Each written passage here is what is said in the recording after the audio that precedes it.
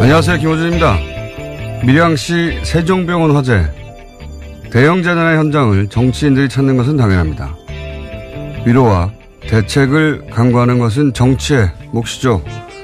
그리고 발생 지역과 재난의 종류와 무관하게 모든 재난의 포괄적, 상징적, 도의적 최종 책임은 정부가 지는 것이 맞습니다. 자신들의 표받치기도 하기에 누구보다 빨리 현장을 찾았던 자유한국당 지도부가 가장 먼저 정부를 비판한 것도 그래서죠. 청와대와 내각 총사퇴를 요구하고 북한 현송을 뒤치다거리 하느라 국민 생명을 지키지 못했다고 목소리를 높이는 건 동의 여부를 떠나 그럴 수 있습니다. 그런데 그런 주장도 최소한 자격은 갖추고 해야 하는 거죠. 소방 인력 충원하자니까 공무원 증원이라며 반대한 건 바로 자신들이었죠. 게다가 경남 소방관의 인사, 예산, 지휘권, 그러니까 전권은 경남도지사에게 있습니다. 중앙정부는 지방직 소방행정의 권한이 없죠. 경남도의회 의석 90% 가까이 자유한국당 소속입니다. 경남도정은 자유한국당 책임인 겁니다. 그럼 자유한국당은 적어도 밀양 화재에 관해서는 중앙정부를 탓하기에 앞서 먼저 스스로를 자책해야 정상인 겁니다. 정상이라면 그래야 하는 거죠. 둘 중 하나입니다. 정상이 아니거나 정상이 아니거나. 김호준 생각이었습니다. 시사인의 김은지입니다. 네. 정상이 아니거나 정상이 아니거나 했는데 저희 PD가 그걸 또 못 알아듣고 나름의 유머인데 바보예요. 날뛰고 있어요 지금 밖에서. 자, 시사인의 네, 했습니다. 또 했어요? 예. 정상이 아니거나. 정상이 아니거나. 네. 자, 첫 번째 뉴스는 뭡니까? 네, 다스 핵심 관계자의 녹취록이 공개됐습니다. 그에 따라서 녹취록에 나오는 140억 원을 둘러싸고 여러 보도들이 나오고 있는데요. 녹취 당사자가 입을 열었습니다. 18년 동안 이상은 회장, 그러니까 다스의 회장 최측근으로 근무했던 김종백 씨인데요. 140억 원은 다스에서 조성한 비자금이다라고 밝혔습니다. 아, 그렇군요. 김종백 씨는 이제 몇 차례 언론에 등장했기 때문에 아시는 분은 아실 텐데, 처음엔 이제 운전기사로 소개가 됐는데, 사실상 운전기사가 아니라 다스 내의 다양한 업무를 종합적으로 본 내부 사정에 아주 밝은 인사다. 이렇게 얘기해야 되는 게 맞는 것 같아요. 운전만 하는 게 아니기 때문에. 네, 지방과 관계된 다양한 일도 했습니다. 그러니까 모르는 게 없다라고 봐야 될 텐데요. 그런데 이제 그 녹취록 중에 이제 140억이 여러 번 등장하는데 액수가 또 절묘하잖아요. 액수가 절묘해가지고 이것이 BBK로부터 회수한 투자금 140억 우리가 계속 문제 삼았던 그거라고 해석하는 언론도 있고. 왜냐하면 녹취록 그 대목은 굉장히 짧거든요. 네, 맥락을 알아야지만 알아들을 수 있는 이야기이긴 합니다. 네. 그리고 또 이제 그 녹취록 중간에 보면 그 돈을 나눠서 김재정 이상은 각각 당시 최대주 두 사람의 통장에 들어가 있었던 내용이 나오니까 이건 도곡동 땅 매각 대금이다라고 해석하는 언론도 있었고요. 근데 이제 그렇게 해석이 엇갈리니까 그 녹취록의 주인공, 그러니까 통화를 한 당사자죠. 당사자 그 김종백 씨가 그게 아니라 이것은 정호영 특검 때 나왔던 120억 플러스 그 이전에 한 20억 정도의 또 비자금이 있었는데 그걸 얘기하는 거다. 네, 당사자가 직접 밝힌 겁니다. 본인이 대화 도중에 등장했던 그 해당 부분은 그런 맥락에서 등장한 거라고 지금 이제 해설을 해준 건데, 저는 어느 쪽이어도 그 돈이 전부 이명박 전 대통령이 회수하려고 했다. 이게 핵심 키포인트라고 봐요. 그러니까 돈의 성격도 물론 중요한데 그 돈을 결국 그 돈의 주인이 결국 이명박 전 대통령이었다. 이게 핵심이죠. 예. 네, 이시영 씨를 통해서 이명박 전 대통령이 회수하려고 했다라고 김종백 씨가 해설하고 있습니다. 그러니까요. 여기서 이제 만약에 120억 플러스 120억 비자금이었다면 이제 이명박 전 대통령 횡령에 혐의를 받게 되는 것이고요. 도곡동 땅이었다면 이제 차명소유 문제가 되는 거고 BBK 140억은 대통령 권한으로 그 자기 재산을 찾으려고 공권력을 이용한 거니까 직권남용 부분. 네, 현재 수사가 진행 중입니다. 예. 어느 쪽이든 걸립니다. 특히 도곡동 땅일 경우에는 뭐 어느 쪽이나 다 마찬가지지만 결국은 그 돈이 다스에 들어갔다가 BBK 들어갔다가 그걸로 주가 조작을 했기 때문에 이제는 이제 주가 조작의 혐의까지, 예. 어느 쪽으로든 다 걸린다. 예. 어쨌든 그런데 김종백 씨는 이 녹취의 주인공 김종백 씨는 그 돈은 120억 플러스 120억 비자금을 의미하는 대화 속에 등장하는 거였다. 네, 120억 플러스 20억. 20억. 예. 예. 자, 결국은 이 대목은 뭐 검찰이 밝히겠지만 어느 쪽이든 간에 이명박 전 대통령에 치명적으로 작용할 건 동일합니다. 주인이 본인인 정황이 나왔으니까요. 그리고 이제 김종백 씨 본인도 이제 관련 인터뷰를 했더라고요. 네, 어제 MBC와 여러 가지 이야기들을 했는데요. 언론에 정확하지 않은 정보들이 나가기 때문에 그에 대해서 자신이 밝히겠다라는 입장도 이야기했고요. 뿐만 아니라 비자금이 제대로 밝혀졌으면 좋겠다라면서 여러 가지 이야기들을 했습니다. 이동영 씨가 다스의 한 18년간 이상은 회장의 기사이자 그리고 다스 내부에서도 여러 보직을 맡아서 사실상 내부자인데 이렇게 이제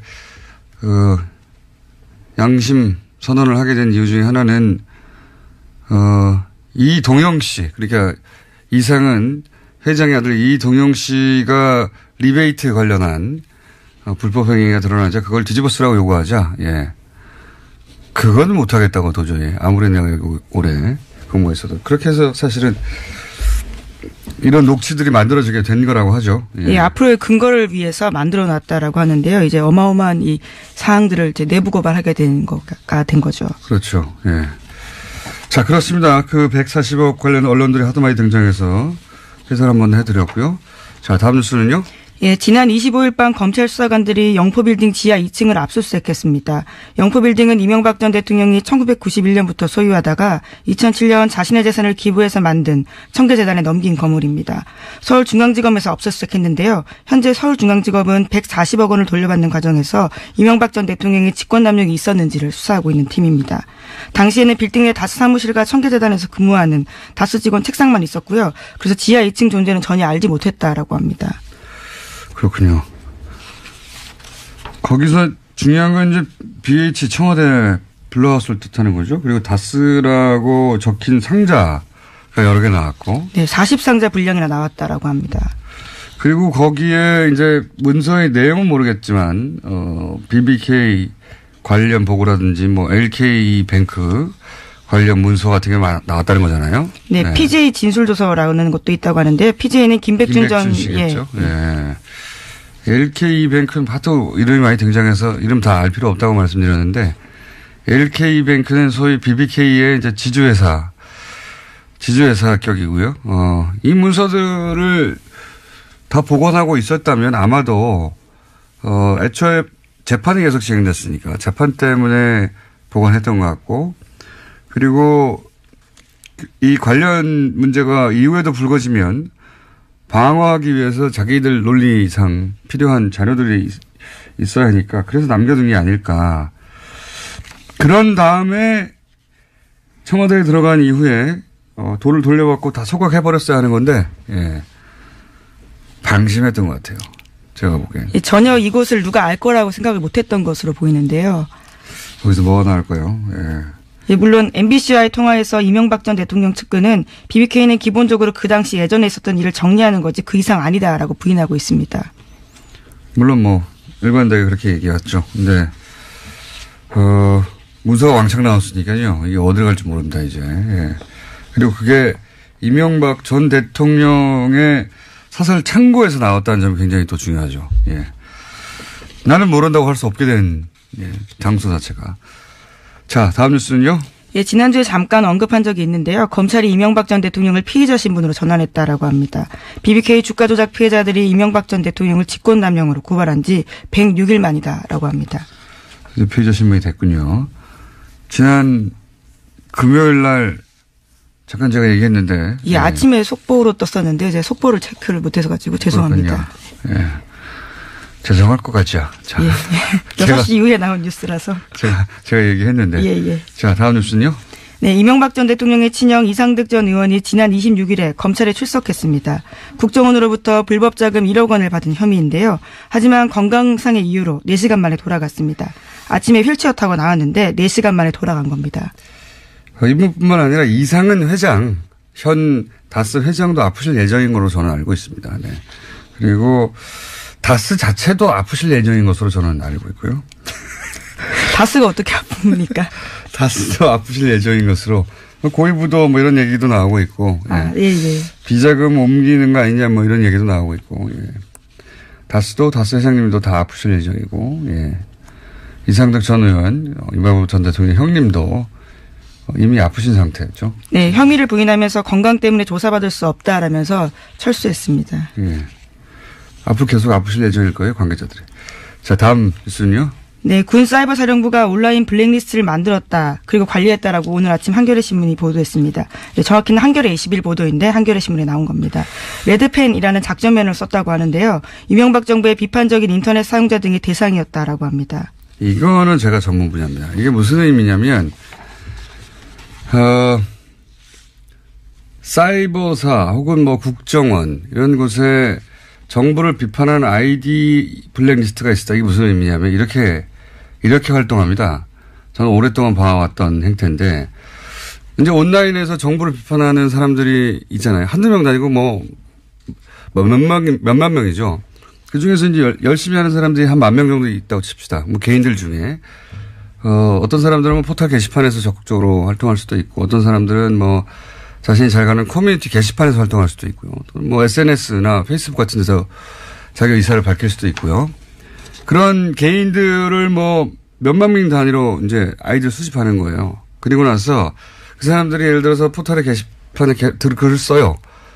그러면 그 사람이 글 쓴 것을 향해서 득달까지 달려갑니다. 댓글을 달아요. 다시 방어하는 내용들을 쓴다라는 거죠. 그렇죠. 그 사람을 따라다니는 거예요. 그 개인을. 자기가 잘 가는 커뮤니티 글을 써요. 그럼 득달같이 달려가서 댓글을 쓰거나 비판을 해요. 그러니까 그 사람은 개인이잖아. 저쪽은 부대고. 그죠? 저쪽은 조직이고 이쪽은 개인인데 그 개인이 그걸 대응하느라 신경을 쓰고 에너지를 쓰고 하다 보면은 괴롭잖아요. 그렇게 의욕을 혹은 활동을 위축시키는 겁니다. 그래서 이 활동이 여러 가지가 있어요. 제가 지켜본 바로는 그렇게 그 사람들 따라다니는 경우 또는 그 사람이 글만 쓰면 공격을 해서 그 파급력을 떨어뜨리는 거죠. 중화시키는 거죠. 네, 해당 기사에도 그런 내용이 있습니다. 20명 내외 검색팀에서 하루 24시간 작업을 수행하면서 관리했다라고요. 이건 사이버 사령부에서고 그 조직은 국정원 조직보다 작거든요. 국정원도 이 일을 해온 것으로 저는 알고 있어요. 그리고 그렇게 주요 인물들은 그 사람들이 글을 쓰든 쓰지 않든 지속적으로 주기적으로 그 사람에 대한 비판 글을 올려서 평판을 떨어뜨리는 겁니다. 여러 가지 활동을 하는 거예요. 그런 활동을 지속적으로 합니다. 지속적으로. 그래서 개인의 경우에는 그 스트레스를 받아서 쓰다가 말아버리는 거예요. 이게 내가 무슨 영광을 보겠다고 이런 일을 하느냐. 아니면은 그 사람 그 개인 부대죠. 부대하고 싸우느라고 힘을 다 빼버리는 거예요. 주고받고. 뭐 그런 행위를 해가지고 전체적으로 그런 사람 쓰는 사람들을 평판을 떨어뜨리고 위축시키고 파급력을 떨어뜨리는 일들을 해왔죠. 네.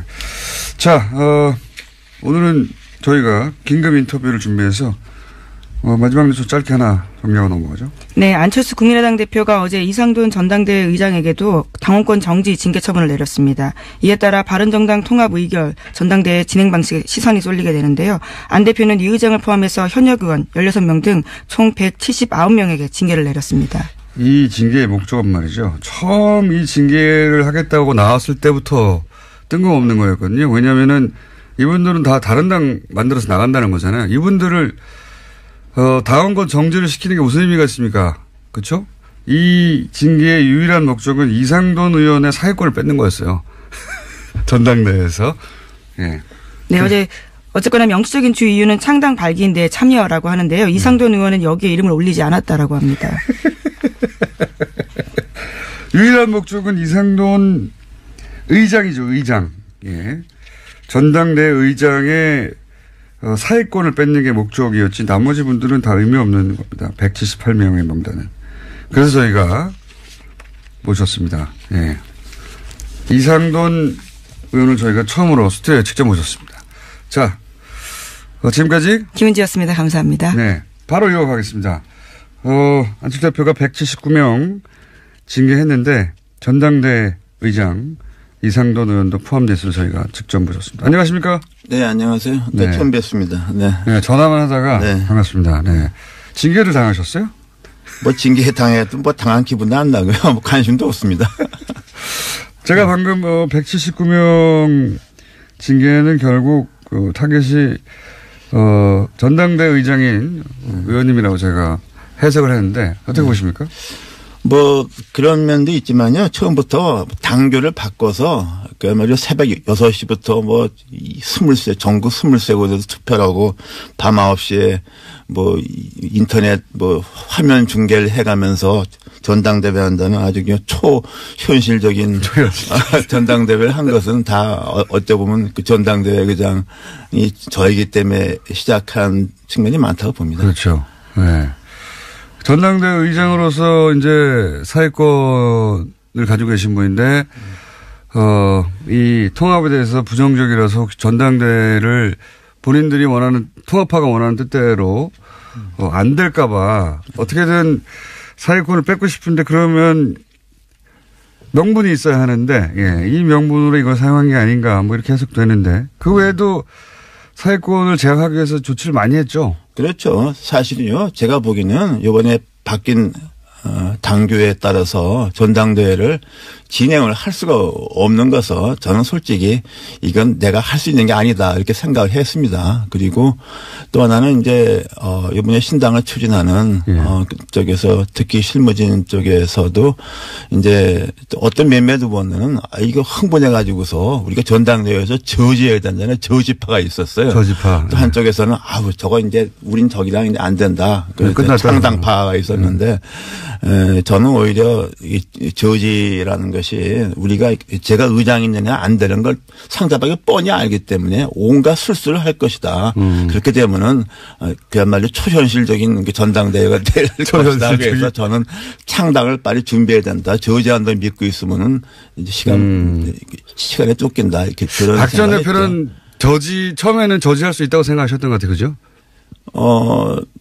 그런데 박지원 대표는 뭐 이 정치를 꿰뚫어 본 분 아닙니까? 근데 다만 처음부터는 저지를 한다고 이렇게 해놔야만 저쪽에서 이제 온갖 무리수를 온갖 뭐 이상한 일을 벌이지 않겠습니까? 새벽 6시에 시작하죠. 네. 그러니까 처음 들어봤어요. 새벽 6시. 근데 할 필요가 없어진 거죠, 이제 완전히. 새벽 6시. 네. 새벽 6시에 이 전당대회 누가 참석할지 모르겠는데 새벽 6시에 시작하고. 네, 근데 그 부분에 대해서는 그렇게 우리가 웃기만 할 수 있는 것은 아닙니다. 이게 아무리 정당의 자율성을 존중한다 그러지만은 당원 당규로 어떤 정하는데 한계 있지 않습니까? 정당법이라는 게 있습니다. 그 법의 일반 원칙이 있고 그래서 이제 이번에 가처분 신청된 것도 그런 부분이죠. 그래서 과연 법원이 뭐 이런 것까지 정당의 자율권을 인정해 줄 것인가. 뭐 이건 도저히 눈뜨고 볼 수 없다 그래서 어떤 판결을 할지. 다만 이제 어차피 이제 이 탈당 어차피 이제 창당에 나가는 거니까 그 되어 있지만은 법원으로서는 이번에 한번 정당의 자율성에 대해서 유권적인 판단을 할 필요가 있다고 봅니다. 그 당원들 자격, 그러니까 소위 모집단을 줄이기 위해서 당원들 자격을, 뭐랄까요, 의도적으로 이렇게 모집단을 줄여서 뭐 전화 통화도 많이 하고 했다고 얼핏 들었는데 무슨 일이 있었나요? 당원들 그 대표 당원으로 등재됐던 한 10,000명 이상 되는 것 같다가 다 전화해서 뭐 전화가 안 되면 연락분통 같은 거에서 뭐 배제한다든가 또 심지어 좀 성향이 안 맞는 것 같으면은 뭐 왜 당별이 안 됐느냐 뭐 등등해서 뭐 그런 일을 굉장히 애 많이 썼죠. 그야말로 고생했습니다. 그래서 한 10,000명이 한 5,000명 이하로 줄었다면서요? 네, 그렇다고 그래요. 네. 그렇다고 해도 이제 과연 3,000명 정도가 이렇게 나올 것인가 하는 것도 그렇고, 제일 어저께 당무회의도 철저하게 비공개로 해서 솔직히 뭐 몇 명이 많이 좀 몰라요. 정치권, 이제 의장직을 수행하지 못하게 되시는데, 근데 의장직을 수행하셨다 하더라도 그 보통 사회권이라는 게 이제 처음에 시작을 선언하고 종결을 선언해야 되는데 시작과 종결을 선언하지 않아도 되는 걸로 바꿔놨다면서요. 근데요, 저도 그 상세한 건 다 보지도 않았어요. 어차피 그건 되지 않을 거니까. 완전히 그 사회 보면 그 바보 되는 거 아닙니까? 솔직한 얘기로. 23명에 화면 보고서 이게 나 그런 게 해본 적도 없고. 전국 23곳에 이제 네, 중계하는 화면 보고 물어보고 내가 그 짓을 어떻게 합니까? 그러니까 그리고 나는 이게 전당대회까지 창당이 이렇게 진행될 거라고 생각을 했지만 내 성격 같아서는 처음부터 이제 이건 난 이거 못한다고 당결 바꿨을 때 이제 그렇게 발표한 것도 방법이었지만은 막 이런 전략적 고려 때문에 제가 계속 침묵을 했던 거죠.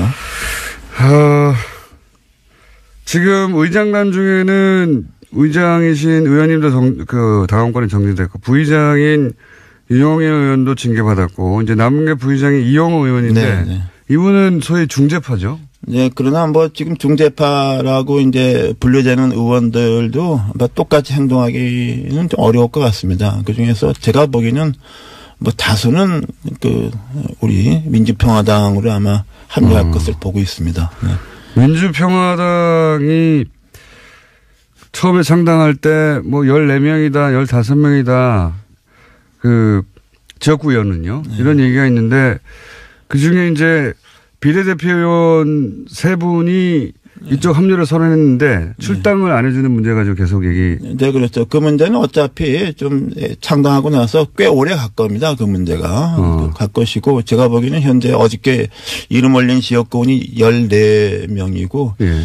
그 중에 아마 불원간 지역구원 제가 보기에 한 최소한도 3명 정도는 추가 갈 것 같습니다. 14명에 3, 4명 정도. 3, 4명, 17, 18명. 네, 17, 18명 정도로 아마 2월 6일 날 네. 창당을 하지 않을까 보고요. 네, 그리고 이제 선거에 임박하게 되면은 또 그리고 또 하나 그 의원, 지역구원을 뺀 전원이 그 지역구를 빼면 별로 많지 않습니다. 통합당을 가느냐 하면 또 그렇지 않고 개중에는 거기서 이탈을 해서 무소속으로 잠시 남겠다는 지역구이 있기 때문에 진짜로 순수하게 안철수 대표와 같이 할 지역구는 5손가락도 안 된다고 봅니다. 네. 5명 정도. 5명도 안 된다고 봅니다. 지역구원에서는. 네. 지역구원에서는 너무 적네요. 그거는. 그러니까 오산을 했던 것이죠. 처음에는 처음부터 그런 얘기 했어요. 이렇게 하게 되면은 박지원, 정동영, 천정배 의원들은 하고 몇 명은 탈당하지 않겠냐. 30명 정도 나가겠지. 그렇게 말하고 다녔어요. 내가 그 사석에서 들은 얘기 하면 나가 자빠질 거예요. 그럼 하나만 해서 조금만 자빠지게 해주세요. 천천히 다음 질문하세요. 사석에서는 몇 명 나가겠냐. 그렇게 생각했던 거죠. 그리고 창당을 쉽게 할 수 있겠느냐. 근데 저는 그렇게 보지 않았어요. 왜냐 그러면은 우리 호남 의원들이 4선 의원 그러는데 4번에 당선될 때마다 당적에 다 다른 의원들이 몇 명씩 있어요. 그래서 이건 별로 아무것도 아닌 그러니까 중요한 게 뭐냐면 우리가 호남 정치의 본질을 알아야 됩니다. 전혀 몰라요. 안철수 대표 전혀 모르죠. 전혀 몰라. 아무것도 몰라요. 정치에 대해서. 호남을 모르뿐더러 정치도 모릅니다. 정치도 모른다고 생각하시죠? 네, 그렇습니다. 네. 그래요? 그런데 정치를 모른다고 이제 평가하셨는데 이렇게까지 이제 다들 보기에는 무리수가 아니냐. 네.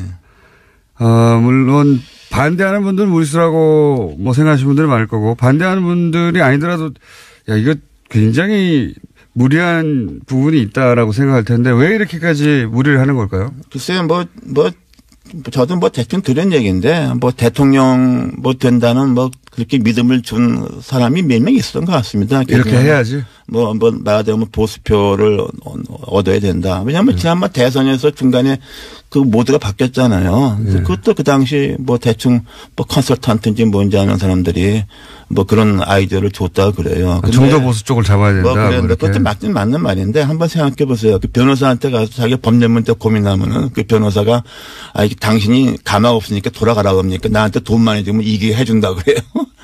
컨설턴트는 다 그런 거 하는 사람인데 그 말 믿고 따라가 다니는 사람이 문제가 있는 거죠. 저는 그렇게 봅니다. 그리고 지금 이제 호남 베이스로 대권이 어려우니까 뭐 그렇지 않겠나 하는데 그건 뭐 황당한 꿈이라고 생각하죠. 네. 왜 황당한 꿈이라고 생각하십니까? 현실성이 아닙니다. 보수에서 뭐 그렇게 보수 만만하게 보는 거 아닙니다. 절대로 그렇지 않아요. 지난번 대선에 봤잖아요. 내가 그때 대선 때 내가 창당을 했습니다. 비문연대 반문연대 절대로 안 된다. 한국의 보수는 뿌리가 깊다. 가로가도 모르가도 25%는 나온다 말이야. 그거 다 맞잖아요. 네. 그 안철수 대표는 지금 호남만으로는 이제 다음 대권도 어렵다고 보고 조금 그 상처를 입더라도 호남의 일부 이제 중진 의원들은 떨궈내고 그리고 보수하고도 손을 잡고 그래서 가운데서 이렇게 새를 부르려고 하는 그런 의도였던 것 같은데 생각보다는 많이 떨어져 나가고 있고 그리고 의원님 보시기에는 보수도 그렇게 손쉽게 손잡아주지 않을 것이다 이런 말씀이십니까? 아 그렇죠. 그리고 처음에는 이거 뭐 동서화합으로 모두를 잡았잖아요. 그 이원주 의원이 뭐 화개장터에서 유승민 안철수가 만나서 동서 영원한 화합한다 그랬는데 지금 돌아가는 형상은 유승민 대표는 뭐 자기 뜻과는 다르게 TKU에서는 배신자로 찍혀 있지 않습니까? 그 안철수 대표는 완전히 호남을 배신한 정도가 아니라 욕보인 사람으로 돼 있잖아요. 영원함이 화합이 아니라 뭐 영원한 배신자의 화합돼 버렸잖아요. 그러니까 무슨 시너지 효과가 나옵니까? 나 이게 뭐 얘기가 안 되는 거예요. 그래도 유승민 대표 입장에서는 사실은 당이 위기에 처했는데 이 정도면 아주 큰 이익이 남는 결합 아닙니까? 네. 저는 정의당이 비가죠. 육석 가지고 황당당한 자기 철학을 내지 않습니까? 나는 유승민 대표에 악수를 뒀다고 봐요. 그리고 그쪽에서는 안철수 대표가 뭐 취약하니까 또 뭐 따라오는 의원도 뭐 비례 의원밖에 없으니까 자기들이 당을 장악한다고 보는데 그 오산입니다. 요번에 봤잖아요. 당무회의가 뭐고 의원은 없고 이른바 무슨 비의원 무슨 위원장 등등등에서 안철수 열성파들이 있지 않습니까? 막무가내. 거기서 다 가잖아요. 난 유승민 대표나 하태경 의원이나 그거 감당하기가 만만치 않다고 봐요, 저는. 그 안철수 대표를 지지하는 지역구 원외위원장이나 원외위원장, 당무위원회 다수 등등 지역위원장. 그건 이제 합리적인 그 대화 논리가 안 통하는. 그럼 그분들이 다 이렇게 통합당에 가면은 이제 조금 있으면 유승민 대표도 쫓겨납니까? 유승민 하태경 한번 당해봐야죠. 나는 거기서 오산한 거로 봐요, 나는. 굉장히 기뻐하시는 것 같습니다. 나는 기뻐하기보다 나는 유승민 대표에 대해서 안타까운 심정을 갖고 있고 저는 그러나 또 이혜우 의원 통해서 몇 번 워닝을 줬는데 뭐 자기가 그대로 갔으니까 뭐.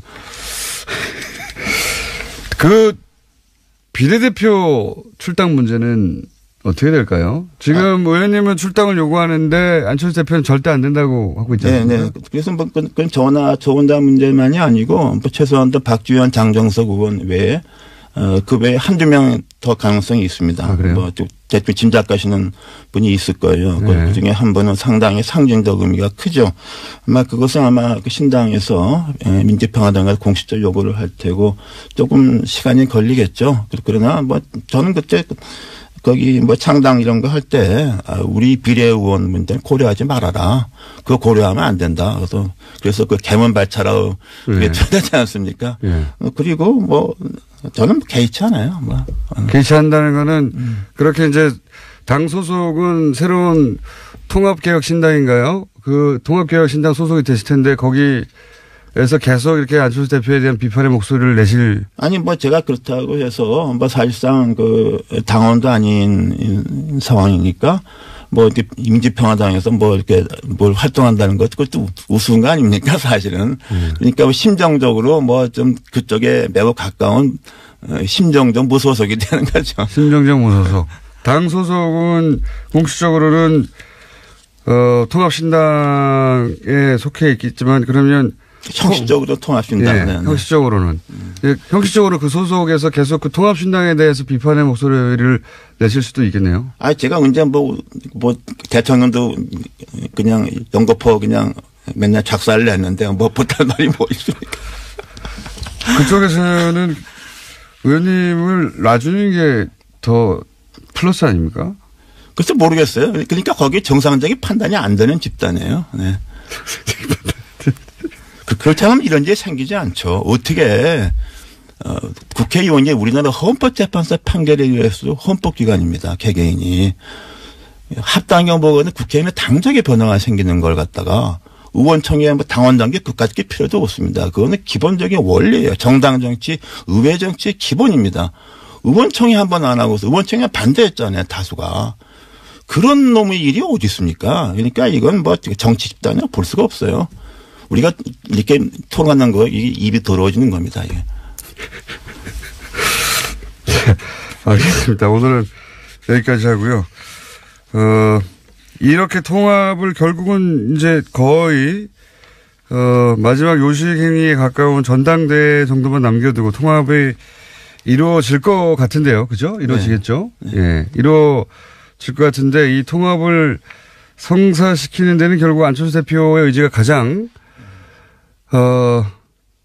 중요한 역할을 한 것 같은데. 그렇죠. 안철수 대표의 의지가 이 모든 걸 만들어낸 거죠. 네, 그렇죠. 네. 그게 일종의 그런 것이 한 번 꽂히면 그냥 거기서 그냥 몰두하는 그런 성격이 있죠. 네. 안철수 대표를 그러면 이 통합을 성공시키기 일보 직전에 안철수 대표를 한마디로 평가하시면요. 마지막으로. 글쎄요. 뭐 제가 볼 때는 뭐 정치적 소양도 없는데 어떻게 해서 일시적으로 몇 년 동안에 국민들한테 과분한 기대를 받았던 것이죠. 이제 뭐 지난번 대선 과정을 통해서 뭐 그 좀 다 벗겨졌다고 봅니다. 이제 우리가 이제 마지막으로 벗겨진 모습을 보는 거죠. 네. 마지막으로. 앞으로 이 통합 당에 가셔서도 인터뷰를 자주 하시게 될 첫 번째 의원이 아니실까. 네. 생각이 듭니다. 잠시 후에 하태경 의원 바로 이어서 들어올 텐데 혹시 하태경 의원한테는 하실 말씀 없으십니까? 글쎄 내가 볼 때는 이렇게 쉽게 생각하지 말라고 싶어요. 내가 하태경은 엊그저께 무슨 뭐 저하고 뭐 다른 비례하고는 좀 다르다고 생각하는데 그리고서 마치 뭐 이제 통합하게 되면 안철수 대표 빠진다고 생각하는데 저는 그건 좀 잘못된 생각입니다. 안철수 대표 뒤로 빠져 있지 않을 것이다. 저는 절대로 그렇죠. 그럴 수가 없어요. 네. 그럴 수가 없는 지금 상황이 돼 있습니다. 너무 쉽게 생각하는 거예요. 그래요? 네. 알겠습니다. 오늘 여기까지 듣겠습니다. 지금까지 아직까지는 국민의당 이상돈 의원이었습니다. 감사합니다. 네. 자, 하태경 최고위원 오늘 여차저차한 사정으로 월요일 날 나왔습니다. 여차저차 자세히는 아니 오늘 이상돈 의원님 나온다 그래서 제가 바로 뒤에 이상돈 의원님이 좋은 얘기 할 리가 없기 때문에 보완 설명 드리러 나왔습니다. 우선 이상돈 176명 징계가 이상돈 의원의 전당대 사회권을 박탈하려고 한 거라는 건 맞잖아요. 그 질문 나올 줄 알았어요. 나올 줄 알았는데 네. 제가 이제 아닙니까? 이상돈 의원님 잘 아는데 이상돈 의원님은 징계 해도 문제 안 해도 문제예요. 무슨 이야기냐면 그분이 오늘 뭐 제가 오전에 듣기도 했고 저랑 같은 상임위 옆자리예요. 네. 같이 이야기를 해보면 굉장히 젠틀맨이고 진흙탕 싸움에 본인이 들어간다는 것 자체를 잘 견뎌하기 힘든 분이에요. 원래 학자셨으니까요. 네, 그래요. 그리고 원래 그렇기 때문에 제가 볼 때는 만약에 징계를 안 했으면 본인도 굉장히 고통스러웠을 것이고 동시에 또 그때 그래도 공격해요. 그러니까 저쪽은 딱 답이 정해져 있기 때문에 답정너기 때문에 징계를 하면 하는 대로 공격 안 하면 이간질. 아니, 제가 다른 질문이 아니라 징계를 하는 거는 당권파의 마음인데 제 말은 176명 징계를 했던데 그 이유가 이제 창당대회 참석하고 뭐 이런 거 해당 행위 명부상으로 충분하죠. 근데 실질적으로는 다른 당으로 간다는데 당원권 정지 2년 이게 무슨 의미가 있습니까? 아무 의미가 없는데. 아니 현실적 실용적인 의미는 크지 않을 수 있지만 상징적인 의미. 당의 기강을 잡는 차원에서 아니 그거는 당의 기강이 해야 지금 돼요. 그렇게 한다고 잡힙니까? 왜냐하면 그것도 안 하면 당도 아니에요. 그거 해산해야 돼. 당을 없애야 돼. 그걸 알겠어요. 네. 알겠는데 진짜 목적은 이상돈 의원. 근데 이상돈 의원이 사회를 보더라도 결국 전당대회는 가게 돼 있어요. 그래서 그게 아마 이상돈 의원을 생각해 준 게 아니냐. 그런 의미가 없다고 보십니까? 왜냐하면 이상돈 의원이 사회 보면 저분이 소집도 했잖아요.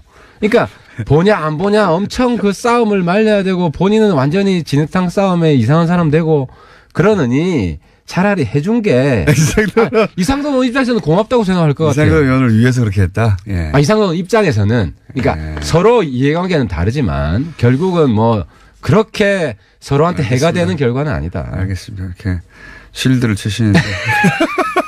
이상돈 의원 제가 잘해드릴게요. 네. 그분은 원래 우리 새누리당 출신이에요. 그러니까 뭐 출신이라기보다는 지난 2012년에는 또 박근혜 후보의 당선을 위해서 노력을 했었죠. 노력. 네, 무슨 이야기냐면은 하셨는데 중간에 잘못 틀어져서 그렇죠. 네, 4대강은 뭐 이렇게 문제를 많이 삼았지만 4대강은 처음부터 반대하셨고 다른 문제는 다 보세요. 제가 많이 배웁니다. 같은 상임위하면서. 그래서 저희들 입장에서는 그러니까 보수임에도 불구하고 이 합당을 반대하는 것은 안철수 대표에 대해서 기본적으로 그런 자질이 없다고 판단합니다. 반안이죠. NT안이죠. 네. NT안이 NT하나 NTU는 꼭 아니잖아요. 그래서 NTU는 아닌 것 같고요. 아니에요. 그래서 저희들 하지만 같이 있는 데는 못 가겠다는 말씀이신 것 같은데. 그렇죠. 못 오겠다는 것인데. 그럼 출당해 줘야죠. 아니 와서 안 보면 되지 그럼. 안 보면 되지. 그리고 이제 당 안에 있다고 해서 뭐 계속 보란 이유가 없고. 되지. 그러니까 지금 합당하고 나서 그 소위 이제 반대파 한 서너 분 정도를 출당을 안 하시는 쪽으로 유승민 대표도 바꿨습니까, 입장을? 안철수 대표 입장 존중하기로 했어요. 왜냐하면 지금. 존중하기로? 사실 우리가 지금 적전 분열할 수는 없고, 솔직히 말씀드리면. 지금은 그런데 내 말은 합당하고 나서. 설득할 시간이 필요하다는 거지. 유승민 대표나 이해운 전 대표나 정병욱 대표나 다 잘 알잖아요.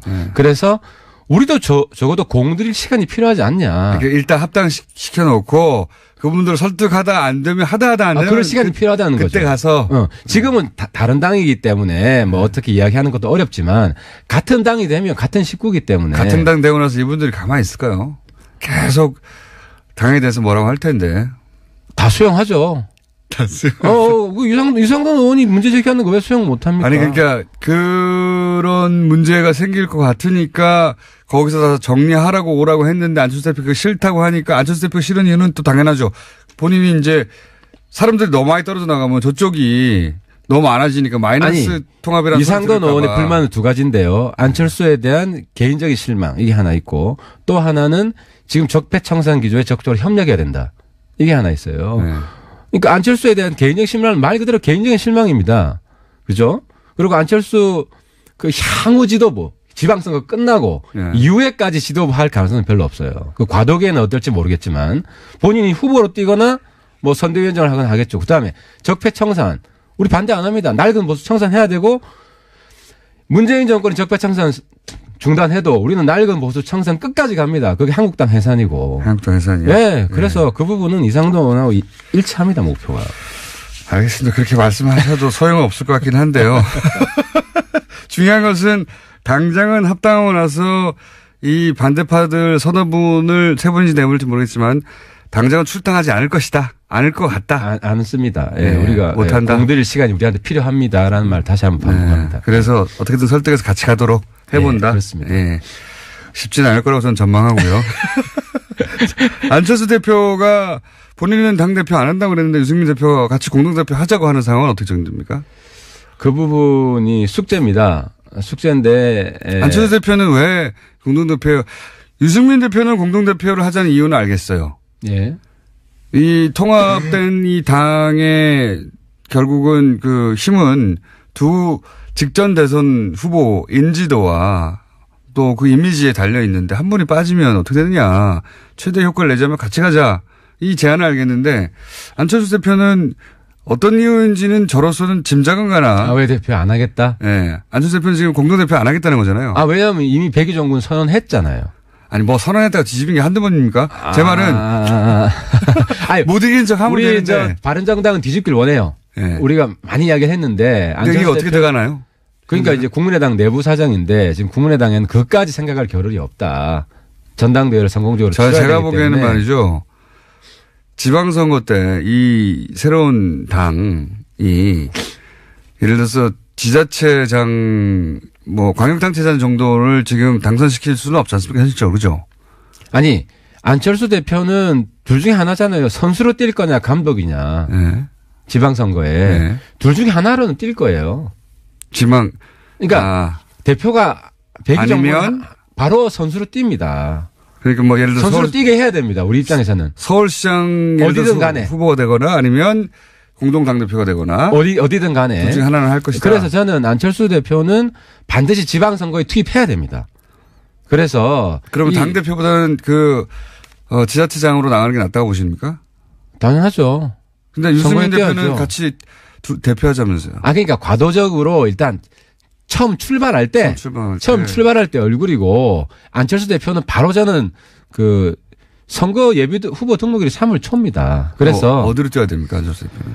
그건 상의를 해봐야죠. 그건 우리도 전략이 있어야 되기 때문에 그건 내부에서 우리 합당이 되면 전체 전략을 공유를 해야 되고. 지방선거에서 한국당하고 예를 들어서 특정 지역에서 단일 후보 연대 이런 거 가능합니까? 없습니다. 하지만 박지원 당하고는 합니다. 할 수 있습니다. 그러니까 이 부분이 중요한데. 박지원 당이라고 굳이 꼭 항상. 그러니까 이제 저희 호남 그 친박개혁당 하고는 할 수 있습니다. 이름도 정해졌는데 말씀해 주시죠. 왜냐하면 민평당이죠. 민평당은 할 수 있습니다. 왜냐하면 원래 선거연대 하자고 했고요.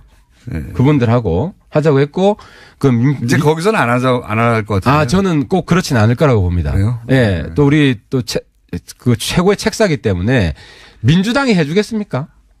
민주당이 전남지사 후보 하나 내주겠습니까? 박지원 전남지사 하라고. 저는 민평당의 상대적인 강세 지역은 호남인데 딴 데는 후보 내기가 쉽지 않잖아요. 호남인데 호남에서는 민주당이 지금 압도적으로 1등합니다. 그런데 무슨 후보를 양보하겠습니까? 그러면 결국 우리한테 손을 뻗게 돼 있습니다. 그래서 좀 아름다운 이별을 하시라. 그리고 아름다운 이별 다 끝장났어요. 아니 이제. 이게 지금 계속 지금 문제가 절이 싫으면 중이 떠나라. 근데 떠나야 될 중이 누구냐 이거였잖아요. 근데 박지원 대표 쪽이라는 게 확실해졌기 때문에 이제는 그렇게 하고 그러면 출당시켜 주죠. 우리랑 선거 그러니까 자꾸 비례를 볼모로 해서 하는 것은 비례를 볼모로 하는 건 지금 안철수 대표 쪽이죠. 그러니까 비례가 안 나. 그분들은 사실 뭐 출당 드릴 수 있죠. 지역구 분들은. 근데 지역구 지금 말고 비례대표 아름다운 이별 그러니까 하자면서 이제 비례는 조금 시간을 주시라는 거고. 아름다운 이별 하자면서 이쪽만 원하는 건 다 가져가잖아요. 그럼 선거연대 끝나고 지방선거 끝나면 또 빅뱅이에요. 그렇죠. 그때가 제일 큰 또 빅뱅이기 때문에 민평당 분들 중에 저는 민평당 분들도 두 팔은 아닙니다. 민주당에서 허용해 주는 사람과 불허하는 사람. 네, 뭐 어쨌든 민주당 쪽하고도 열심히 갈라치기 하시고요. 그러니까 그건 그렇게 될 수밖에 없어요. 그러니까 이제 우리 공장장님께서는 자꾸 이제 안 공격, 안은 지방선거 나가면 이제 정리됩니다. 정리가 된다는 거는 지방선거에서 떨어지고 나면 떨어지는 게 아니라 유승민 파이 되는 겁니까? 그리고 다시 크죠. 안 대표는 이번에 바른정당 지지층한테는 굉장히 인기를 많이 얻었어요. 그러니까 바닥을 쳤고. 하태경 의원입니다.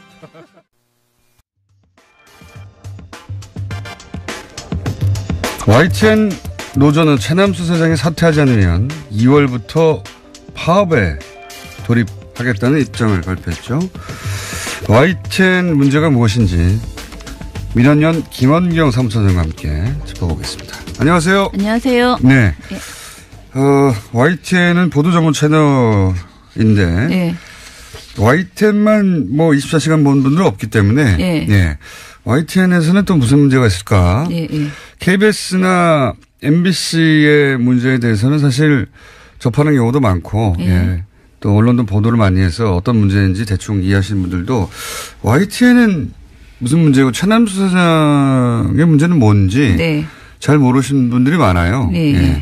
근데 저는 오늘 최남수 사장 개인의 문제는 이야기하지 않으려고 하고요. 네. 왜냐하면 국민 입장에서는 최남수 사장의 뭐 발언이나 여러 가지 행적들의 부적절성, 그다음에 지금 노조와의 갈등 이런 모든 것들이 굉장히 먼 일이라고 저는 생각을 하고요. 그렇죠. 예, 오히려 그냥 YTN이라는 방송사가 준 공영 방송이라고 우리가 말하는데 이 방송사가 하루 종일 보도를 하는데 그 보도가 국민에게 적절한 보도를 내놓고 있는가, 좋은 방송사인가, 이게 가장 큰 관심사라고 생각해요. 핵심입니다. 네, 예. 그래서 오늘은 날카로웠어요.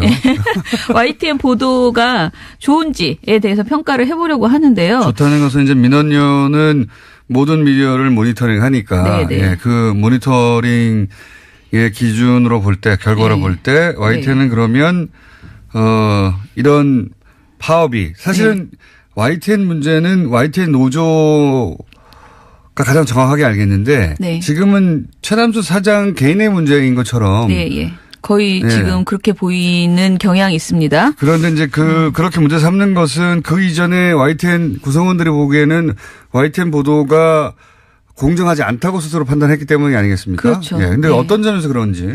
일단 저희가 그러니까 6개월 정도 YTN과 연합뉴스 TV의 저녁 종합뉴스를 지상파 3사와 종편 4사 저녁 종합뉴스랑 같이 비교해서 보고서를 내본 적이 있어요. 네. 6개월 정도 했는데 이때 당시 내린 결론이 종편이나 MBC에 비해서 이건 MBC. 예전 MBC. 과거의 MBC 요. 에 비해서는 그래도 YTN이 기계적 균형을 지키더라. 그리고 아주 심각한 문제 보도는 별로 없더라라는 것이었어요. 그래서 저희가 노력 대비 너무 본전 뽑기가 어려운 것이 YTN 그렇군요. 네, 감시였어요. 종편은 사실은 뭐 하루에 금강이죠, 금강. 하루에 한 건 이상은 문제를 네. 터뜨리는데 네. YTN은 그렇게 종편처럼 극단적으로 편향된 네. 문제점을 찾기는 예, 그렇게 노골적인 보도는 별로 없었어요. 그렇게까지 노골적이지는 예. 않았다. 근데 이제 그렇게까지 노골적이지 않은 게 더 무서울 수도 있습니다. 맞습니다. 그게 네. 문제인데요. 이게 그리고 국민에게 많이 인식돼 있는 게 YTN은 그래도 공정하다라는 생각이 좀 있거든요. 스트레이트하다 뭐 이런 거죠. 네, 그렇죠. 그런데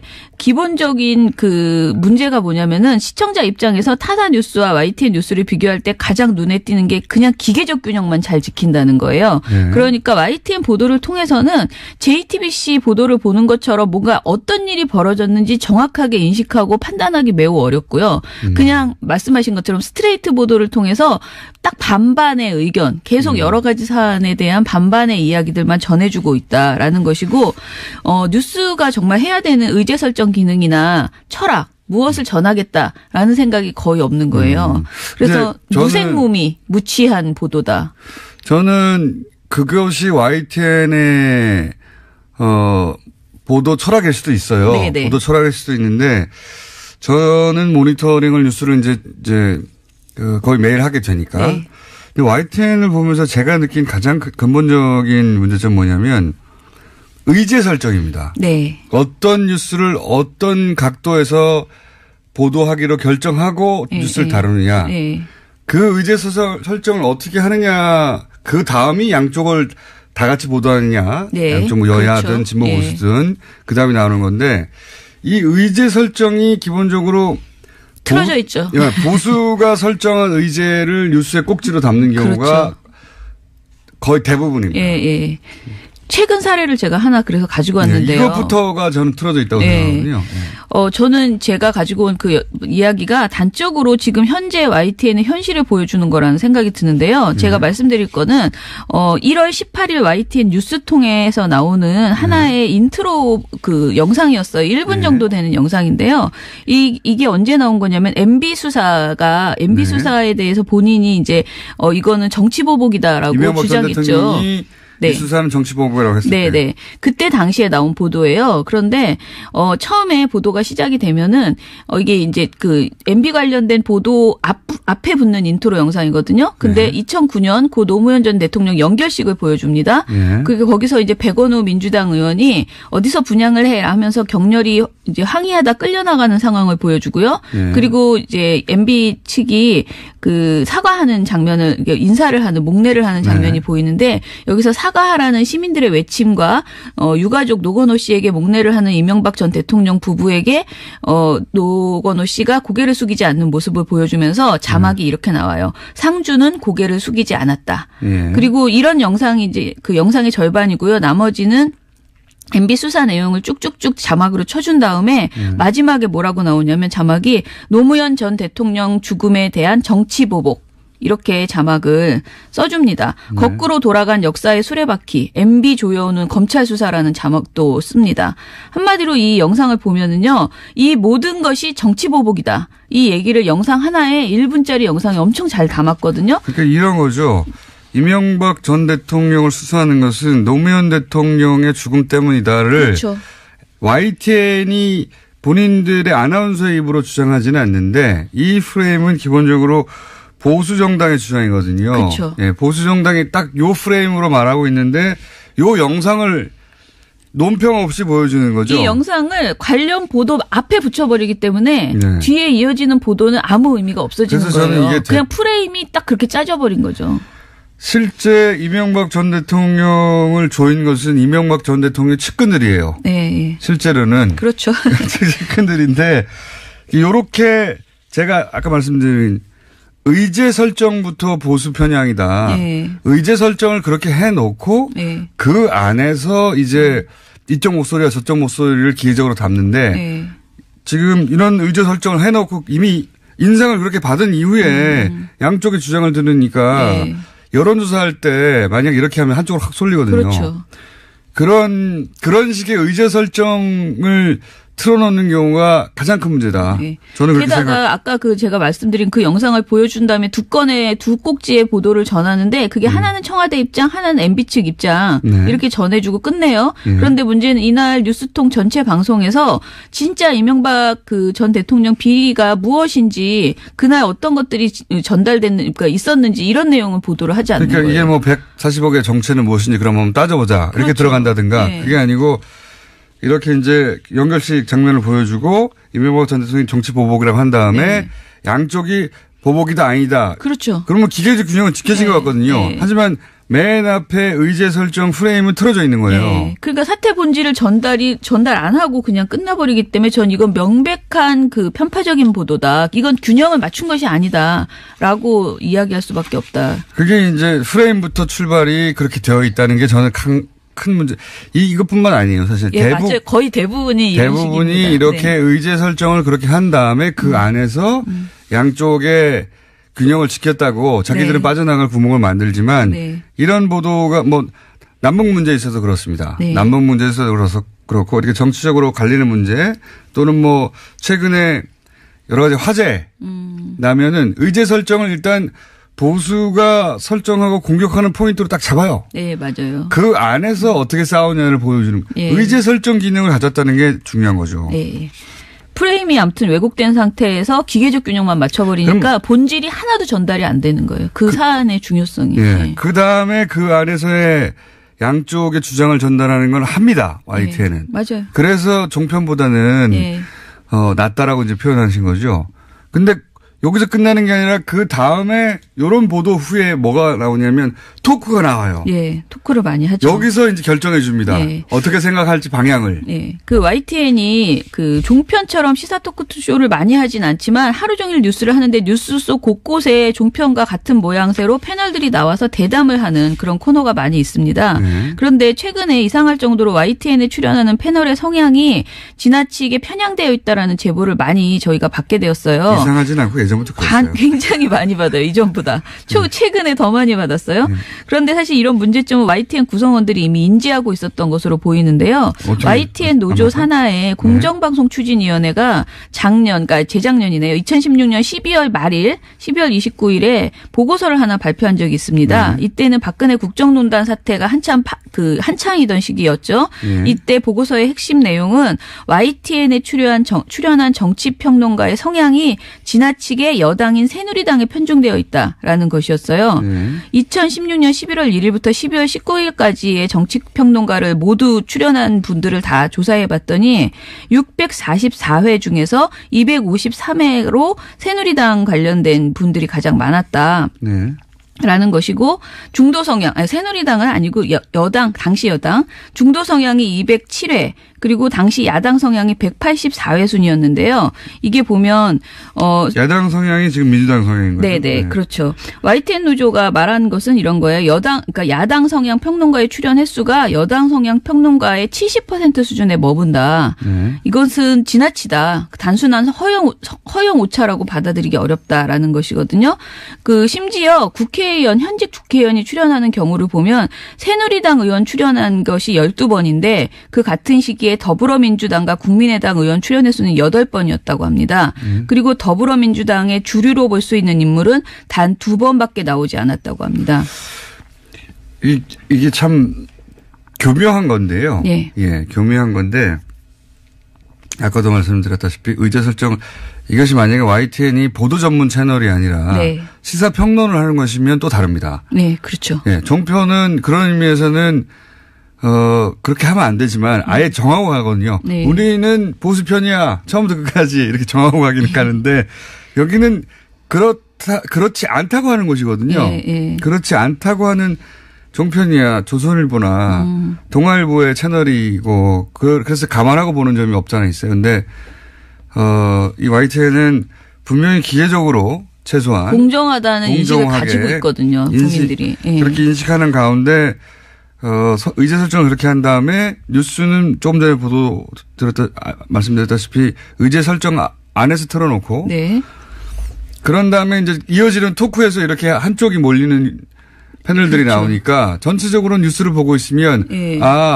보수 정당이 주장한 게 맞구나 하고 인식하게 되죠. 그런데 네. 심지어는요, 최근에 종편은 눈치를 굉장히 많이 보잖아요. 재승인 이후에 위축돼 있거든요. 그래서 종편은 오히려 패널이 덜 편향적이에요. 저희가 보기에. 그런데 YTN은 최근 거를 사례를 보니까 저희가 올해 1월 2일부터 7일까지 일주일간 YTN에 가장 주요한 그 저녁 프로그램이 있어요. 뉴스나이트라고 밤 10시에 방송되는 방송인데 이것에 출연하는 그 나이트 포커스에 출연하는 패널들을 분석을 해봤어요. 그랬더니 핵심 토크죠 이게. 예. 그런데 6일간 나이트 포커스에 출연한 패널이 총 14명이었는데 이 중에서 자유한국당 등 보수권을 대변하는 인물이 11명.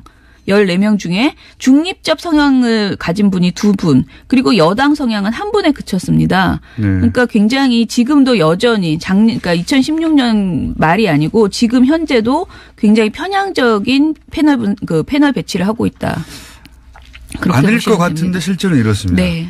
그렇습니다. YTN을 보고 있으면 뉴스를 그냥 스트레이트로 전달하는구나 라고 생각되는데 실제로는 이렇습니다. 네. 네.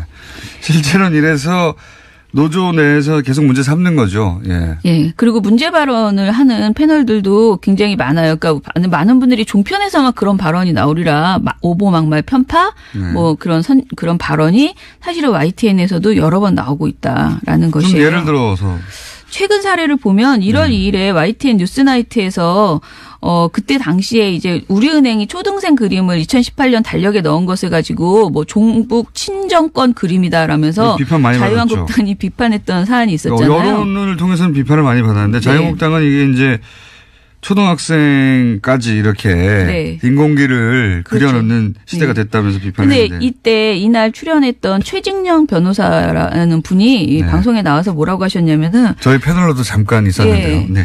그 앞에는 그냥 남들이 다 하는 얘기를 그냥 했는데요. 그러니까 초등학생이 그린 거 맞냐라는 얘기를 했는데 이런 얘기를 합니다. 보송보송하게 생긴 베고니아가 저게 우리가 일반적으로 얘기하는 김정일화 그리고 그 옆에 있는 꽃이 김일성화다라고 말하고 전체적인 상징적인 의미를 봤을 때 과연 초등학생이 아무런 의미가 없이 그냥 그린 것인가에 대해서는 상당히 의문이 생길 수밖에 없다.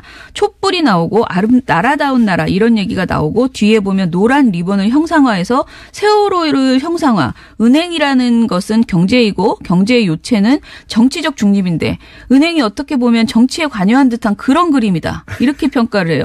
너무 진도가 많이 나가셨죠. 진짜 초등학생이 그린 게 맞는데 네네. 초등학생이 세월호도 형성하고 은행도 형성하고 그다음에 김일성화도 형상화하고 김정일화도. 그래서 서울에서 조용필 씨 노래에도 나오는 베고니아 꽃이 이제 종북꽃이다. 이렇게 또 이야기를 하고. 베고니아 꽃이 종북꽃이라는 얘기는 그렇잖아요. 떠날 없는 얘기인데. 그래서 네. 이런 황당한 얘기가 YTN 전파를 탔는데 사실은 이게 얼마든지 반박이 많이 나왔던 내용이었거든요. 심지어는 박근혜 전 대통령의 의장을 맡았던 민주평화통일자문회의의 2014년 공모전에서 이때 당시에도 인공기가 이제 그려져 있는 그림이 엄청 많이 나왔어요. 예. 한 절반 가까이 나왔을걸요. 그렇죠. 아니, 그리고 장관상을 받았어요. 남북 통일을 주제로 하라고 그러면 그릴 네. 수 있는 국기가 뭐가 있습니까? 태극기 아니면 인공기인데요. 그래서 예. 수상작의 절반 정도는 인공기를 그리고 있어요. 그러니까 이런 내용이 반론이 전혀 안 나오고 일방적으로 완전히 비판하는 그런 내용만, 그러니까 자유한국당 입장만 대변하는 그런 패널이 나왔다는 초등학교에까지 거죠. 네. 이 종북 사상이 스며들어서 초등학생이 김일성화를 그리고 있다 뭐 이런 네. 거죠. 김정일 꽃 참.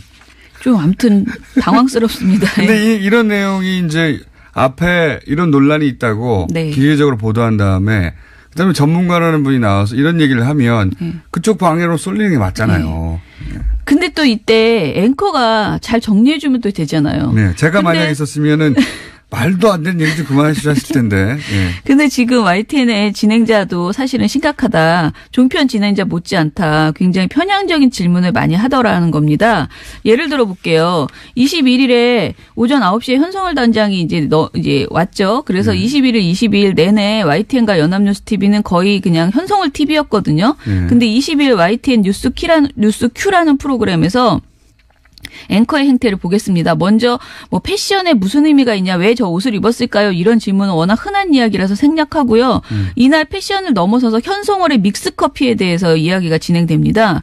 그러면서 김대근 앵커가 믹스커피 말고 아메리카노 달라고 전해지기도 했는데 이게 인상적이었는데 어떻게 들으셨어요? 라고 물어요. 그랬더니 패널이 그거 별로 중요하지 않다라는 식으로 크게 문제 없다라고 대답을 합니다. 그랬더니 앵커가 다시 묻습니다.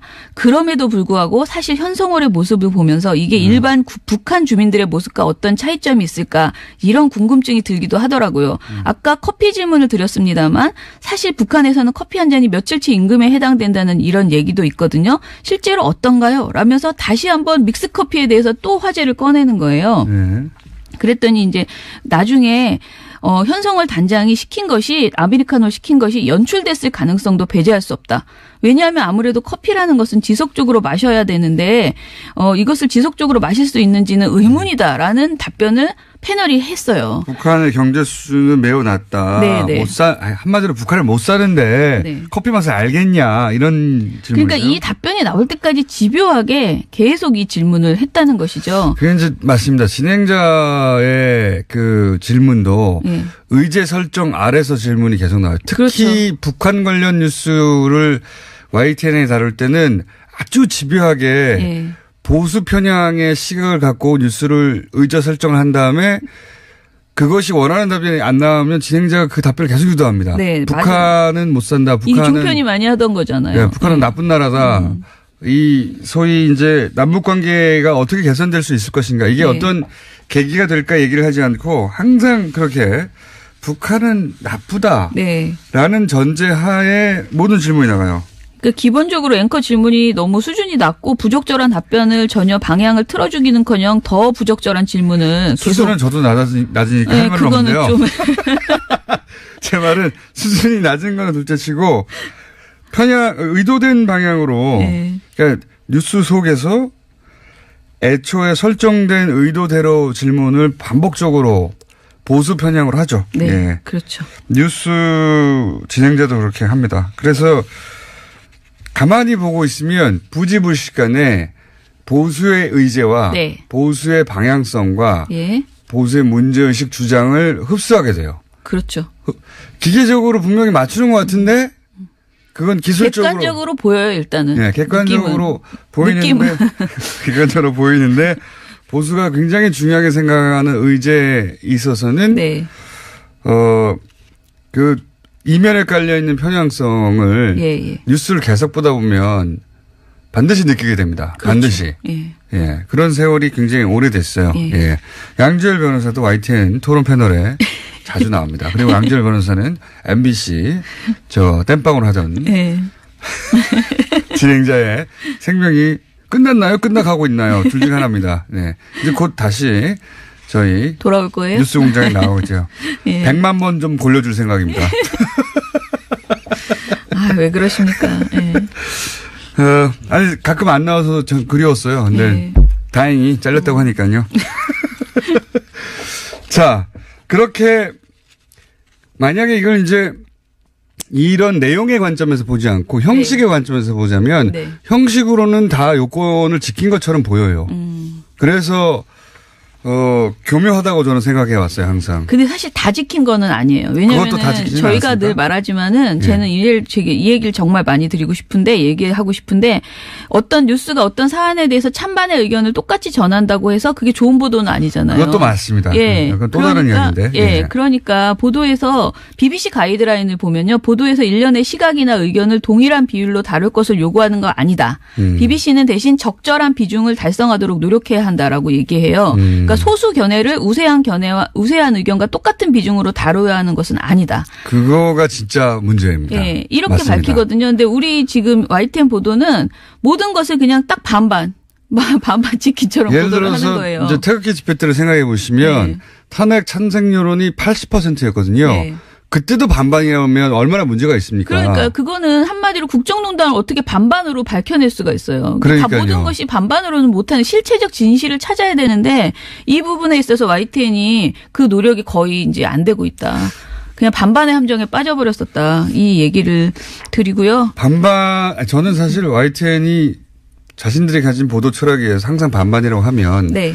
모든 걸 그렇게 반반으로 보도하는 것만으로도 그동안 지난 한 9년 10년간은 크게 문제가 있었기 때문에 네. 자기 역할을 하는 거라고 볼 수도 있는데 네. 그렇게 반반으로 보도하는 것 같지만 의제 설정부터 방향 유도는 보수로 흘러왔다는 거죠. 항상. 그렇죠. 이게 반반도 맞아요. 아니에요. 지금은 이제 만약에 반반이면 괜찮냐. 반반도 문제라고 하시는 거고. 그죠? 예, 예. 아예. 그렇죠. 양쪽 다 똑같이 반반을 하는 것도 문제라고 말씀하시는 건데 그것도 문제죠. 예. 그거는 이제 언론이 비겁하다. 이거는 국민 눈가기를 가리는 거예요. 그렇죠. 그 비겁하다. 반반. 예. 이쪽은 8대2 꼭 비중 그러니까 국민 여론이 80%가 이쪽을 지지한다. 네, 네. 그러면 8대2의 비중을 따라서 보도해 드리지 않느냐. 이 얘기일 수도 있고 더 나아가서는 서로 정반대를 하더라도 때로는 네. 언론이 자기가 믿는 바에 따라 20%를 지지할 수도 있잖아요. 그렇죠. 네. 네. 그 말씀하신 건데 거기까지 가지도 않고 저는 네. 반반도 안 한다는 거죠. 속으로는. 네. 반반인 척 한다. 이게 가장 큰. 그러네. 예. 예. 맞습니다. 반반인 척 한다. 이게 큰 문제라고 봅니다. 예. 이렇게 생각하시지 않는 분도 있겠죠. 근데 YTN 노조는 그렇게 생각하는 것 같아요. 네, 지금 YTN 노조는 자신들의 보도가 지금 문제라고 생각하고 이거를 해결하기 위해서는 적폐 YTN 안에 있던 오래된 네. 그 적폐 세력이 청산되어야 된다라고 생각해서 이제 새 사장에 대해서 기대감이 컸는데 지금 현재 새 사장이 오히려 적폐 세력들과 어떻게 보면 그분들을 이렇게 내보내지 않고 안고 가겠다라는 네. 태도를 지금 보이고 있는 이렇게 거잖아요. 되어 있는 YTN을 새로운 사장이 개편하거나 네. 또는 이런 문제의식을 가지고 바꾸는 게 아니라 예. 이렇게 되어왔던 그대로를 유지할 가능성이 높다 이렇게 본 거죠. 그렇죠. 아니 예. 실제로 그런 입장을 밝힌 거죠. YTN 구성원들은 일단은 노사 합의 파기 논란 그리고 이명박 정권의 찬양 논란 그러니까 최 사장이 그렇게 했었죠 예전에 이명박 정권에 대해서 찬양했었고 그리고 또 트위터 성추행 그 글을 써서 논란이 됐죠. 이런 것들 때문에 사퇴를 요구하고 있지만은 사실은 이것이 이제 그 YTN의 현재 편파 왜곡 논란이 최 사장과 무관하지 않은 것이죠. 왜냐하면 최 사장은 지난 9년간 이뤄진 보도 파괴에 책임이 있는 보직 간부들의 인사 보류를 거부를 했어요. 그러니까 인사를 이런 구조를 만들어냈다고 이제 책임을 물을 만한 대상인 네. 그분들을 그냥 그대로 두겠다고 하는 그렇죠. 거죠. 예. 그리고 그러니까 이제 노조는 받아들일 수가 없는 거죠. 그리고 이제 YTN 노조가 강하게 이제 요구하는 혁신의 아이콘이라고 YTN 혁신의 아이콘이라고 보는 노정면 기자에 대해서 인신 공격을 퍼붓거나 보도국장 그 합의를 파기했거나 여러 가지 문제가 있었고요. 그래서 저는 YTN 정상화를 위해서는 일단 YTN 경영진 문제가 매듭이 지어져야 된다라는 생각을 하고요. 노조의 입장에 대해서 사실 저는 개인적으로는 굉장히 찬성합니다. 노조의 파업이 가기 전에 YTN 문제가 해결이 됐으면 좋겠다. 그렇게 생각합니다. 알겠습니다. 8대2에서 20%의 편을 들 수도 있어요. 네. 그 미디어사의 철학에 따라 혹은 보도 철학에 따라. 가장 중요한 건요. 논쟁할 필요가 없고 그냥 실체적으로 그게 진실이면 진실을 보도해야 되는 거예요. 그러니까 의견이 8로 오히려 반대가 더 많아도 진실이 20이면 20을 보도해야 되는 거죠. 그게 맞죠. 네. 네, 그게 맞는데 그렇지 않다는 게 문제다. 그러면서도 보도 채널에 외양을 띠고 있어서 예. 이것이 객관적으로 보도된 것으로 사람들한테 인식되는 게 문제다 이런 그렇죠. 거죠. 예. 네. 아예 이쪽은 80%의 편을 드는구나 생각하면 사람들이 감안하고 보는 거죠. 그렇죠. 예. 예. 그런 문제입니다. YTN에 관해서는. 자, 오늘 여기까지 YTN 노조는 왜 파업하는지 한번 다뤄봤습니다. 민원연의 김원경 사무처장이었습니다. 감사합니다. 감사합니다.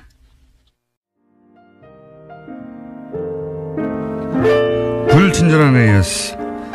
민원연 직원들은 TV만 보고 있어도 월급을 주나요? 진짜 부럽습니다. 이거 하나도 부러워할 게 아닙니다. 왠지 아십니까? 본인이 절대 동의하지 않는 내용을 하루 종일 본다고 생각해 보세요. 예를 들어서 종편의 정치 성향과 자신이 하나도 맞지 않아요. 근데 그거 하루 종일 보고 있어야 돼요. 네. 쓰러진다고 합니다. 게다가 월급도 많지가 않아요. 예. 고생하시는 분들입니다. 이상돈 의원 고정 부탁드립니다. 직설 화법에 반했어요. 저희도 그러고 싶습니다. 저희도 그러고 싶은데 아침에 일어나는 걸 제일 싫어하신대요. 그래서 1년 만에 처음으로 직접 출연하신 거예요. 네. 어떻게 해보겠습니다, 저희가. 이것도 하태경 의원님 디스 문자가 또 재밌는 게 와서 하나 들려드립니다. 예고 없이 월요일로 당기면 어떡하나요? 화요일 그 시간은 제가 건너뛰고 있었는데. 재밌어서 소개해드립니다. 명진 스님이 문자를 저희한테 오랜만에 보내셨어요. 뉴스공장 청취자 여러분, 저 명진입니다. 저 요즘 TBS TV 장윤선의 이슈파이터에서 전종훈 신부님과 함께 모든 고민 상담소를 진행하고 있습니다. 본인 코너 광고였어요.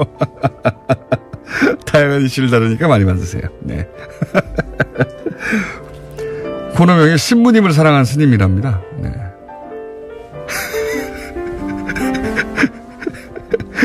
면진 스님이 이렇게 광고 문자를 저희한테 훅 보내셨습니다. 이게 또 뭡니까? TBS 대표님이 또 문자를 갑자기 주셨네요. 공장장 주말에 중국 갔다 왔어요? 무슨 일로 갔다 왔어요? 예. 영어는 제가 갔다 왔어요. 예, 갔다 왔는데 베트남과 우즈벡의 결승전을 제가 보고 왔습니다. 네. 왜 보고 왔을까요? 거기 눈 엄청 내리는데 유일한 한국인으로 거기 빨간 물결 속에 있었습니다. 제가. 예. 그거 어떻게 하셨지? 대표님은? 예. 아마 목요일 날 블랙하우스에서 확인하실 수 있을 겁니다. 경기는 재밌었어요. 아주. 예. 드라마틱하더군요. 자, 여기까지 하겠습니다.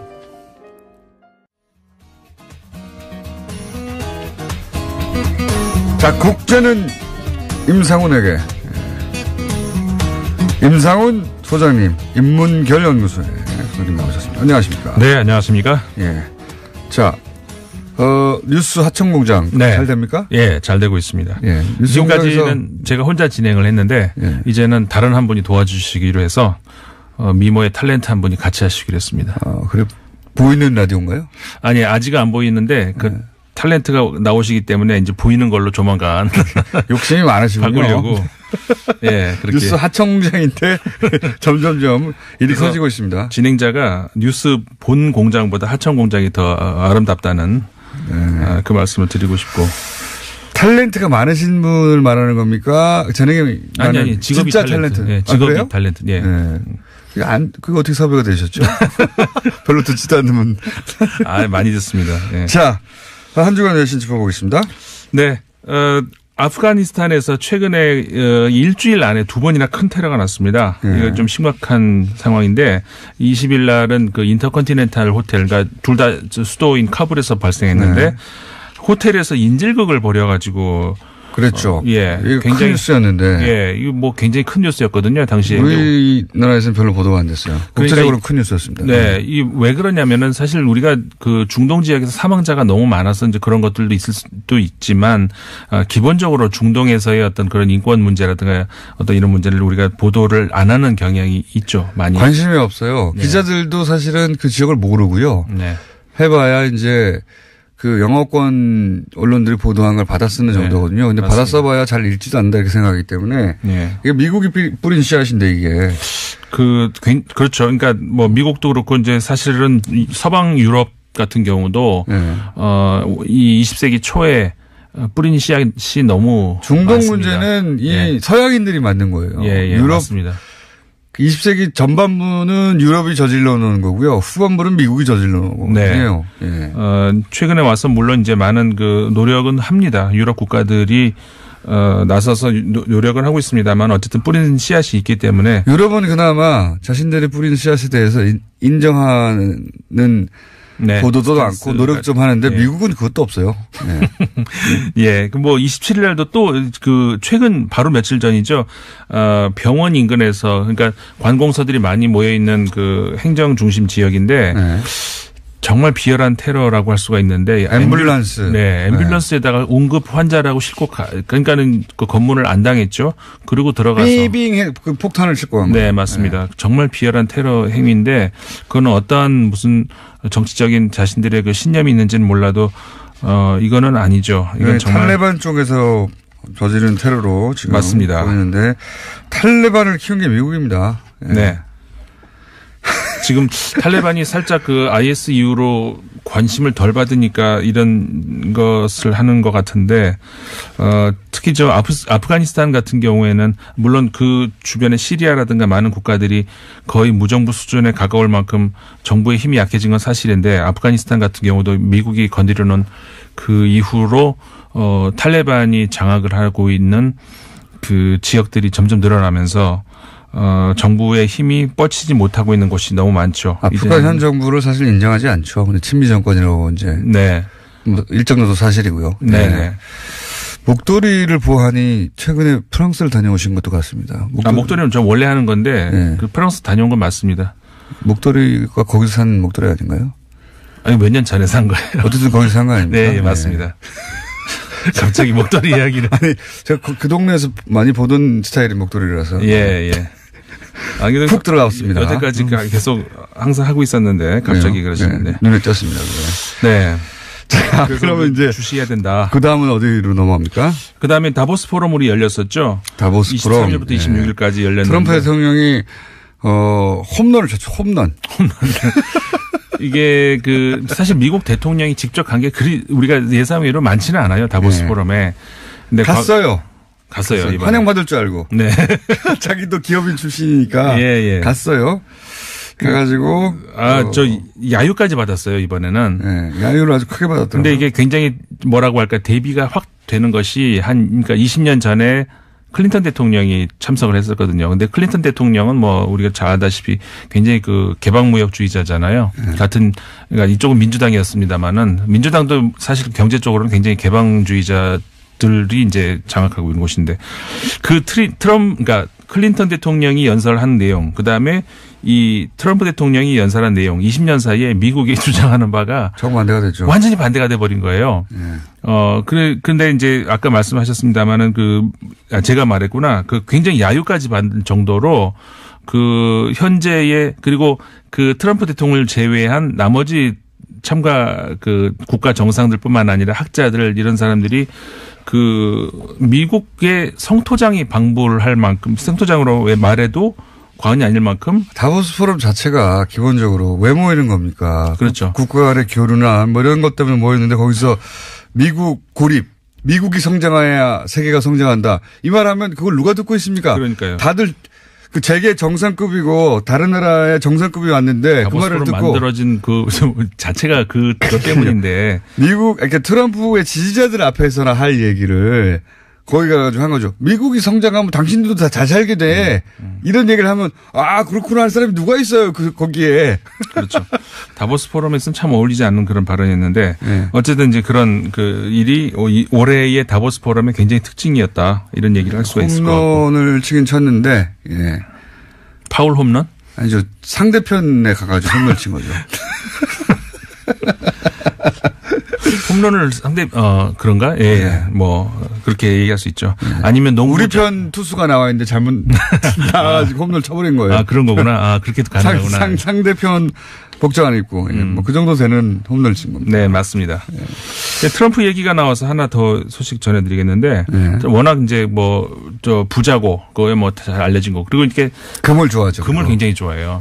아 근데 이제 그 자신의 그 주거지 그러니까 이제 저 백악관 말고 네. 여기에 트럼프 타워. 반고호 작품 하나를 좀 임대해달라 이렇게 뉴욕의 구겐하임 박물관 미술관에 요청을 했어요. 아 그래요? 네.